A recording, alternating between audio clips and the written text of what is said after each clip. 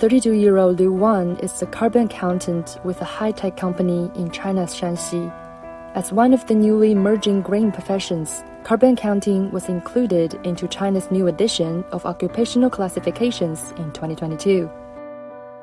碳排放核算这项工作在温室气体管理这一系列这个工作当中呢，算是一个基础性的一个工作。通过这个核算呢，对后期的碳核查还有碳交易提供了这个基础的数据更加方便这个后期的这个企业碳排放管理相关的一系列工作的开展。China has maximized the functions of its market-based mechanism to spur carbon-cutting endeavors. In July 2021, it launched a national carbon trading market, the largest market of its kind worldwide. Liu said this has attracted more young talents to seek new job opportunities.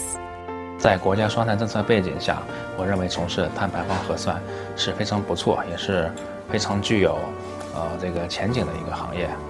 其一是因为这个行业嘛，它属于一个新型的一个行业从业人数呢并不多。第二个呢是可从事的这个行业呢比较广泛。那么随着接下来这个纳入控排范围的这个行业和企业的逐步的增加，碳排放核算员的缺口呢将会越来越大。最近几年嘛，我们公司在这个碳核算这个领域吧，这个业务量是以30%到50%的这个年增长率在不断的增加。